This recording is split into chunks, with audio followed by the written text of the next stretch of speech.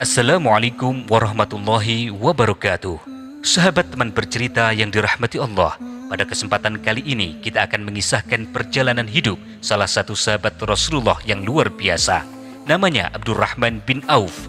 Ia adalah sosok yang dikenal karena kedermawanan, kecerdasan di dalam berdagang, serta keberaniannya dalam memperjuangkan Islam. Abdurrahman bin Auf lahir pada tahun 581 Masehi di tengah masyarakat Quraisy yang kala itu masih kuat memegang tradisi jahiliyah. Ia termasuk dalam golongan as-sabiqun al-awwalun, yakni para sahabat yang pertama kali menerima seruan Islam. Berkat ajakan dari Abu Bakar As-Siddiq, ia masuk Islam pada tahun 614 Masehi. Saat itu usianya baru 31 tahun, usia yang penuh potensi, usia yang penuh semangat untuk berkontribusi dalam perubahan besar. Sejak memeluk Islam, Abdurrahman bin Auf tidak hanya menjadi seorang muslim yang taat, tetapi juga menjadi pejuang gigih di dalam dakwah Rasulullah SAW. Keislamannya bukan hanya sekedar keyakinan di dalam hati, tetapi juga diwujudkan dalam pengorbanan yang besar. Ia rela meninggalkan harta kekayaannya, meninggalkan keluarganya, dan meninggalkan kemapanannya di kota Mekah demi menegakkan agama Allah. Keberaniannya terbukti dalam berbagai peristiwa penting di dalam sejarah Islam, termasuk saat hijrah ke kota Madinah. Ia memulai hidupnya dari nol karena seluruh hartanya disita oleh kaum Quraisy. Namun berkat keuletan, kejujuran, dan strategi bisnis yang cerdas, ia kembali membangun kejayaannya sebagai salah satu saudagar terkaya di kota Madinah. Yang membedakan Abdurrahman bin Auf dari pedagang lainnya adalah prinsipnya bahwa kekayaan bukan hanya sekedar alat untuk memperkaya diri, tetapi juga sarana untuk membantu sesama dan meraih ridho Allah. Salah satu kisah yang menggambarkan kedermawanan luar biasa dari Abdurrahman bin Auf adalah saat ia menawarkan seluruh hartanya kepada Rasulullah untuk kepentingan umat Islam. Menurut Ibnu Katsir di dalam kitab Al-Bidayah wan Nihayah halaman 163 yang bersumber dari riwayat Ma'mar dari Az-Zuhri, Abdurrahman bin Auf pernah mendermakan setengah dari seluruh kekayaannya, yaitu 4.000 dirham pada masa Rasulullah SAW. Akan tetapi kemurahannya tidak berhenti di situ. Tidak lama setelahnya, ia kembali bersedekah dengan jumlah yang lebih besar, yaitu 4.000 dinar. Dan ini bukan yang terakhir, ia kemudian kembali menginfakkan hartanya dalam jumlah yang lebih besar. Hingga suatu kali, ia kembali menyumbangkan 40.000 dirham, lalu 40.000 dinar, dan bahkan 500 ekor unta untuk jihad fisabilillah. Pada kesempatan yang lain, ia juga mendonasikan 1.500 unta miliknya, yang pada masa itu, unta merupakan komoditas utama di dalam perdagangan dan transportasi. Bahkan setelah wafat, warisan kekayaan Abdurrahman bin Auf tetap menunjukkan betapa besarnya rizki yang Allah berikan kepadanya. Riwayat menyebutkan bahwa jumlah emas yang ditinggalkan sangat banyak, sehingga harus dipotong dengan kapak supaya bisa dibagikan kepada orang-orang yang berhak menerimanya. Selain itu, Abdurrahman bin Auf meninggalkan 1.000 ekor unta, 100 ekor kuda, dan 3.000 ekor domba yang semuanya itu dipelihara di Baqi. Kepemilikannya atas sejumlah besar hewan ternak ini menunjukkan ia tidak hanya sukses dalam perdagangan, tetapi juga dalam usaha peternakan dan juga agribisnis. Ini merupakan salah satu sumber pendapatan utama masyarakat Arab pada masa itu. Dalam lingkungan yang bergantung pada hasil ternak dan juga perdagangan lintas wilayah, Abdurrahman bin Auf berhasil membangun kerajaan bisnis yang sangat luas dan memberikan manfaat yang besar bagi komunitas umat Islam. Meskipun telah menjadi miliarder dengan kekayaan yang luar biasa, Abdurrahman bin Auf tidak pernah lalai di dalam menjalankan kewajibannya sebagai seorang muslim. Kekayaan yang ia miliki tidak menjadikannya sombong atau lalai, bahkan sebaliknya, ia menggunakan sebagai alat untuk memperkuat Islam dan membantu mereka yang membutuhkan. Akan tetapi di balik kedermawanannya itu, tersimpan sebuah kekhawatiran mendalam di dalam hatinya. Meskipun ia telah menginfakkan sebagian besar hartanya, Abdurrahman bin Auf tetap takut bahwa kekayaan yang dimilikinya akan menjadi penghalang bagi dirinya untuk masuk surga dengan mudah. Kekhawatiran ini semakin menjadi setelah pada suatu hari ia mendengar Rasulullah bersabda, "Wahai Abdurrahman bin Auf, engkau akan masuk surga dalam keadaan tertatih-tatih." Mendengar pernyataan itu, Abdurrahman bin Auf dengan penuh keheranan bertanya, "Mengapa ya Rasulullah? Mengapa demikian ya Nabi?" Rasulullah pun menjawab, "Karena hartamu terlalu banyak." Perkataan Rasulullah ini semakin memperkuat kegelisahan di dalam hatinya. Ia merasa bahwa semakin banyak harta yang dimiliki, semakin besar pula tanggung jawab yang harus ia pikul di hadapan Allah Subhanahu wa Ta'ala. Sejak saat itu, ia bertekad untuk mengurangi hartanya sebanyak mungkin dengan menginfakkan di jalan Allah supaya ia bisa menjadi miskin. Pada suatu hari setelah peristiwa Perang Tabuk, para sahabat di kota Madinah menghadapi krisis ekonomi. Krisis ini diakibatkan anjloknya harga kurma. Banyak kurma yang membusuk karena kelebihan stok serta rendahnya daya beli masyarakat. Para pedagang mulai putus asa. Mereka takut barang dagangannya tidak akan laku sehingga menjadi kerugian besar bagi mereka. Mendengar kondisi yang seperti itu, Abdurrahman bin Auf yang sudah ingin hidup miskin, ia mengambil sebuah keputusan yang sangat gila. Tanpa ragu, Abdurrahman bin Auf menjual seluruh hartanya dan kemudian menggunakan hasilnya untuk membeli seluruh kurma busuk yang ada di pasar. Buat apa kurma busuk? Kurma yang tidak ada manfaatnya. Tindakan yang dilakukan oleh Abdurrahman bin Auf membuat terkejut banyak orang. Para sahabat yang sebelumnya sudah yakin akan rugi berbalik merasa bersyukur karena kurma dagangan mereka yang tidak laku justru diborong habis oleh Abdurrahman bin Auf.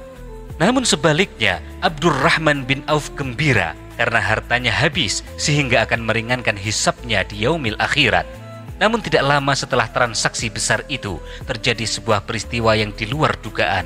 Datanglah seorang utusan dari Yaman. Ia membawa pesan langsung dari Raja Yaman. Ia menyampaikan di negerinya sedang terjadi wabah penyakit menular yang belum ditemukan obatnya. Akan tetapi para tabib kerajaan menemukan bahwa kurma yang mulai membusuk memiliki khasiat sebagai obat bagi penderita penyakit itu. Mengetahui bahwa stok kurma busuk di Yaman sangat terbatas, Raja Yaman mengutus orang-orangnya untuk mencari stok kurma busuk dalam jumlah besar. Dan ternyata satu-satunya orang yang memiliki kurma busuk dalam jumlah besar adalah Abdurrahman bin Auf. Dengan penuh keyakinan, utusan Raja Yaman langsung memborong semua kurma yang dimiliki Abdurrahman bin Auf, bahkan dengan harga 10 kali lipat lebih mahal dari harga kurma segar yang biasa dijual di kota Madinah. Allahu Akbar. Momen ini sekali lagi membuktikan bahwa Abdurrahman bin Auf bukan hanya seorang pedagang biasa, tetapi juga seorang pebisnis dengan visi besar. Ia selalu mencari keberkahan dari Allah. Ia tidak sekedar mencari keuntungan untuk dirinya sendiri, tetapi juga berusaha memberikan manfaat bagi banyak orang.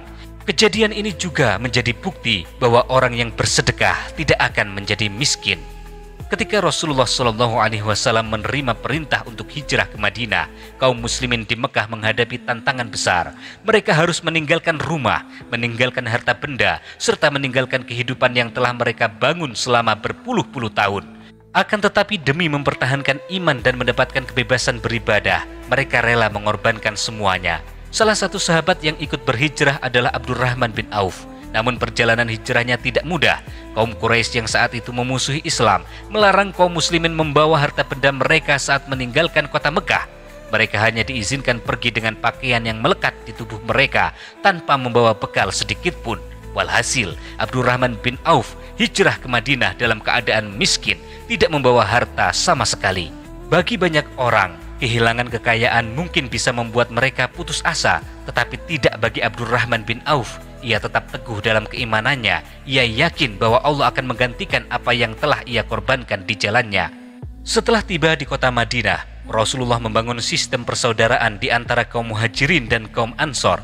Hal ini dilakukan untuk mempererat hubungan antara dua kelompok muslim ini dan membantu para Muhajirin yang kehilangan segalanya saat berhijrah. Abdurrahman bin Auf kemudian dipersaudarakan dengan Sa'ad bin Rabi, seorang hartawan Madinah yang terkenal dengan kemurahan hatinya. Sa'ad bin Rabi sangat gembira menerima saudara barunya. Ia menawarkan sesuatu yang luar biasa. Sa'ad bin Rabi berkata, "Wahai saudaraku, aku adalah orang terkaya di kota Madinah. Aku akan membagi setengah dari hartaku kepadamu. Aku juga memiliki 2 orang istri. Pilihlah salah satu yang engkau sukai. Aku akan menceraikannya agar engkau bisa menikahinya setelah masa iddahnya selesai."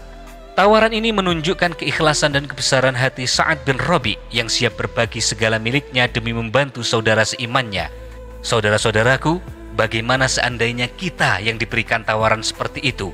Wahai saudaraku, silahkan, akan kuberikan separuh hartaku kepadamu jika engkau mau. Juga akan aku berikan seorang dari istriku kepadamu, seorang wanita yang engkau cintai. Maka aku akan menceraikan istriku supaya engkau dapat menikahinya. Apa yang akan kita lakukan, wahai saudara-saudaraku, ketika kita ditawari seperti itu? Akan tetapi, Abdurrahman bin Auf menolak tawaran tersebut dengan cara yang bijaksana. Dengan penuh rasa hormat dan keteguhan hati, Abdurrahman bin Auf menjawab, "Terima kasih, wahai saudaraku.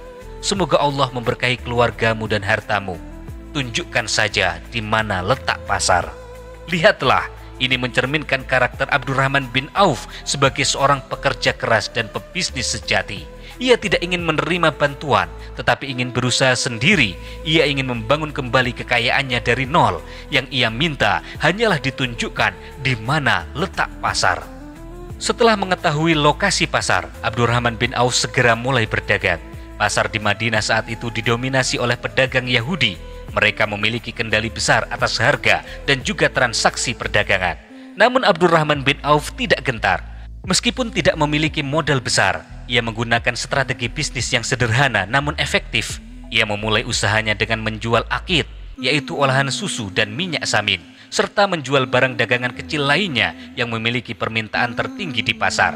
Strategi yang dilakukan oleh Abdurrahman bin Auf adalah memberi barang dalam jumlah kecil, kemudian menjualnya dengan keuntungan sedikit, tetapi hal itu dilakukan secara konsisten dan berulang kali. Dengan cara ini, ia berhasil memutar modal dengan cepat dan terus berkembang. Yang membuatnya berbeda dari pedagang Yahudi adalah kejujurannya di dalam berdagang. Para pedagang Yahudi seringkali menaikkan harga terlalu tinggi. Mereka terbiasa menimbun barang untuk menciptakan kelangkaan. Sebaliknya, Abdurrahman bin Auf selalu berlaku adil. Ia tidak mengambil keuntungan berlebihan dan ia selalu memenuhi janji dalam transaksi. Kejujuran yang dilakukan oleh Abdurrahman bin Auf membuat banyak orang semakin percaya dan lebih suka bertransaksi dengannya. Lama-kelamaan, ia memiliki banyak pelanggan setia dan bisnisnya mulai berkembang dengan pesat. Dalam waktu yang relatif singkat, Abdurrahman bin Auf berhasil membangun kembali kejayaannya. Keuntungan yang ia peroleh tidak pernah dibiarkan mengendap, tetapi selalu ia putar kembali menjadi modal usaha yang lebih besar. Ia mulai melebarkan bisnisnya, tidak hanya berdagang bahan makanan, tetapi juga berdagang unta, berdagang kuda, pakaian, dan kebutuhan pokok lainnya. Karena reputasinya sebagai pedagang yang jujur dan terpercaya, orang-orang semakin percaya kepadanya. Mereka lebih memilih untuk membeli barang dagangan dari Abdurrahman bin Auf dibandingkan kepada pedagang lainnya. Dikisahkan bahwa dalam beberapa tahun setelah hijrah, Abdurrahman bin Auf telah kembali menjadi salah satu orang terkaya di Madinah. Ia berhasil memiliki banyak tanah, memiliki hewan ternak, dan perdagangannya yang sangat luas, menjadikannya salah satu pilar ekonomi umat Islam pada masa itu. Meskipun telah kembali menjadi kaya raya, Abdurrahman bin Auf tidak pernah lalai dalam mengingat akhirat. Semakin banyak harta yang ia miliki, semakin banyak pula yang ia infakkan di jalan Allah. Pada suatu hari, ia datang kepada Rasulullah dalam keadaan berpakaian sangat bersih. Ia memakai minyak wangi yang sangat harum. Melihat itu, Rasulullah tersenyum. Kemudian Rasulullah berkata, "Apa yang terjadi padamu, wahai Abdurrahman?" Abdurrahman bin Auf kemudian menjawab, "Ya Rasulullah, aku telah menikah." Rasulullah kemudian bertanya, "Apa mahar yang kamu berikan, wahai Abdurrahman?" Kemudian Abdurrahman bin Auf menjawab, "Aku memberikan sebongkah emas." Jawaban ini menunjukkan bahwa dalam waktu yang relatif singkat setelah hijrah, ia telah kembali ke dalam kondisi ekonomi yang sangat stabil. Bahkan ia mampu memberikan mahar emas yang pada saat itu merupakan mahar yang sangat besar. Dikisahkan bahwa Abdurrahman bin Auf pernah berkata, "Aku takut jika aku telah mendapatkan balasan kebaikanku di dunia ini, sehingga aku tertahan dari sahabat-sahabatku di akhirat." Ketakutan ini muncul karena ia tahu bahwa kekayaan adalah ujian besar. Ia tidak ingin harta yang dimilikinya menjadi penghalangnya menuju surga. Oleh karena itu, sepanjang hidupnya ia terus bersedekah dan membantu umat Islam dalam berbagai cara. Kesuksesan Abdurrahman bin Auf sebagai seorang saudagar besar tidak terlepas dari strategi bisnis yang ia terapkan dengan cerdas dan penuh kejujuran. Tidak hanya sekedar mencari keuntungan, ia juga memastikan bahwa bisnisnya berjalan dengan prinsip keberkahan, kejujuran, dan kebermanfaatan bagi banyak orang. Ada beberapa strategi bisnis utama yang diterapkan di dalam bisnis Abdurrahman bin Auf. Yang pertama, Abdurrahman bin Auf menemukan pasar sebelum menciptakan sebuah produk. Salah satu strategi utama yang diterapkan Abdurrahman bin Auf adalah mencari tahu kebutuhan di pasar sebelum menjual produknya. Ia memahami bahwa di dalam bisnis, permintaan harus lebih dulu ada sebelum menawarkan barang dagangan. Dengan cara ini, produk yang dijualnya selalu memiliki pembeli dan tidak menumpuk sebagai barang yang tidak laku. Ketika pertama kali hijrah ke Madinah, ia tidak langsung membuka usaha tanpa perhitungan. Sebaliknya, ia mengamati pasar yang saat itu didominasi oleh pedagang Yahudi. Ia melihat masyarakat Madinah memiliki kebutuhan tinggi terhadap akid, yaitu olahan susu dan minyak samin, sehingga ia memutuskan untuk menjual produk itu. Hal ini membuat dagangannya laris karena sesuai dengan permintaan pasar. Di era modern ini, kita perlu meniru strategi yang pertama ini. Kita tidak boleh menjual produk sembarangan, melainkan harus melakukan analisis kebutuhan konsumen. Dengan memahami pasar, bisnis dapat berkembang lebih cepat dan memiliki daya saing yang tinggi. Kemudian strategi bisnis Abdurrahman bin Auf yang kedua. Abdurrahman bin Auf tidak pernah menjual barang dengan berhutang. Prinsipnya adalah berdagang hanya dengan modal yang ia miliki sendiri. Dengan cara ini, ia menghindari resiko gagal bayar dan tekanan finansial yang bisa menghambat bisnisnya. Berbeda dengan banyak pedagang lain, mereka mengambil barang secara kredit atau berhutang untuk modal. Abdurrahman bin Auf selalu memberi barang dagangan dengan uang tunai. Ia juga tidak menimbun barang untuk menaikkan harga secara tidak wajar. Hal ini menjadikannya pedagang yang dipercaya oleh banyak orang. Dalam dunia bisnis modern, terlalu banyak perusahaan yang tumbang akibat hutang yang berlebihan. Banyak bisnis runtuh karena tidak mampu membayar pinjaman yang mereka ambil. Oleh karena itu, prinsip menghindari hutang dalam bisnis masih sangat relevan hingga hari ini dan merupakan cara yang lebih aman untuk menjalankan sebuah usaha. Kemudian prinsip yang ketiga, menjual produk yang berkualitas. Abdurrahman bin Auf tidak hanya mencari keuntungan, tetapi juga menjamin kualitas barang yang ia jual. Ia memahami bahwa kepercayaan pelanggan adalah kunci utama di dalam bisnis. Oleh karena itu, ia selalu memastikan bahwa barang dagangannya berkualitas tinggi, layak dikonsumsi, dan tidak cacat. Karena prinsip itu, pelanggan lebih memilih membeli darinya dibandingkan pedagang yang lainnya. Para konsumen tahu bahwa barang yang mereka beli dari Abdurrahman bin Auf pasti dalam kondisi baik dan sesuai dengan harga yang dibayarkan. Hal ini membangun reputasi bisnis yang kuat dan membangun komunitas pelanggan yang setia. Di dalam dunia bisnis modern, perusahaan seperti Apple, Samsung, dan Toyota, mereka sukses karena selalu menjaga kualitas produk mereka. Konsumen lebih cenderung memberi produk berkualitas tinggi meskipun harganya lebih mahal karena mereka ingin mendapatkan nilai terbaik untuk uang yang mereka keluarkan. Prinsip yang keempat, jujur dalam berdagang. Kejujuran adalah nilai utama dalam bisnis Abdurrahman bin Auf. Ia selalu berkata apa adanya kepada pelanggan mengenai kondisi barang, mengenai harga, dan mengenai keuntungan yang ia ambil. Jika ada barang yang cacat, ia tidak menyembunyikannya, tetapi memberitahu pelanggan dengan cara jujur. Kejujuran inilah yang membuatnya menjadi pedagang yang sangat dipercayai oleh masyarakat. Mereka tahu bahwa membeli dari Abdurrahman bin Auf tidak akan membuat mereka rugi atau tertipu. Bahkan di dalam skala besar, kejujuran menciptakan kepercayaan pasar yang kuat sehingga bisnisnya semakin berkembang pesat. Prinsip yang kelima, Abdurrahman bin Auf membangun sistem bisnis yang baik. Abdurrahman bin Auf tidak hanya berdagang secara individual, tetapi juga membangun sistem bisnis yang terstruktur. Ia tidak bergantung pada satu usaha saja, tetapi mengembangkan jaringan perdagangan, peternakan, dan investasi di berbagai bidang. Abdurrahman bin Auf merekrut para pekerja dan mitra bisnis untuk menjalankan usaha dalam skala yang lebih besar. Dengan sistem ini, ia tidak perlu turun langsung dalam semua transaksi, tetapi tetap memperoleh keuntungan melalui manajemen yang baik. Prinsip ini masih diterapkan dalam bisnis modern melalui franchise, outsourcing, dan ekspansi bisnis berbasis sistem. Perusahaan seperti McD, Starbucks, dan juga Alibaba sukses karena memiliki struktur bisnis yang jelas dan terorganisir, sehingga bisnis dapat berkembang tanpa harus bergantung kepada satu orang saja. Prinsip yang keenam, selalu bersedekah. Salah satu rahasia keberkahan dalam bisnis Abdurrahman bin Auf adalah kedermawanannya yang luar biasa. Ia tidak pernah takut miskin karena bersedekah. Sebaliknya ia percaya semakin banyak memberi, semakin banyak rizki yang Allah limpahkan kepadanya. Abdurrahman bin Auf sering mendermakan hartanya dalam jumlah besar, termasuk ribuan ekor unta, domba, emas, dan juga dinar untuk kepentingan umat Islam. Sikapnya ini membuatnya dihormati dan dicintai oleh banyak orang. Sistem bisnis ketujuh yang diterapkan oleh Abdurrahman bin Auf adalah menggunakan belief system berbasis kebutuhan masyarakat. Abdurrahman bin Auf fokus pada bisnis yang memberikan manfaat bagi masyarakat.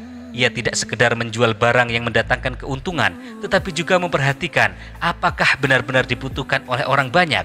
Ia lebih memilih berdagang kebutuhan pokok seperti makanan, pakaian, dan juga ternak dibandingkan menjual barang-barang sekunder yang tidak begitu dibutuhkan. Hal ini membuat bisnisnya tetap stabil dan tidak terpengaruh pada tren pasar yang berubah-ubah. Saudara-saudaraku yang dirahmati Allah, menjelang wafatnya, Abdurrahman bin Auf menangis terisak-isak. Tangisannya bukan karena ia takut menghadapi kematian, melainkan karena ia meninggal dalam keadaan kaya raya. Sementara ia mengingat sahabat-sahabat Rasulullah yang telah mendahuluinya, mereka meninggal dalam keadaan miskin dan penuh pengorbanan. Ia merenungi bagaimana Hamzah bin Abdul Muttalib, yaitu paman Rasulullah SAW, ia gugur sebagai syahid dalam perang Uhud. Ia tidak memiliki kain kafan yang cukup untuk menutupi seluruh tubuhnya.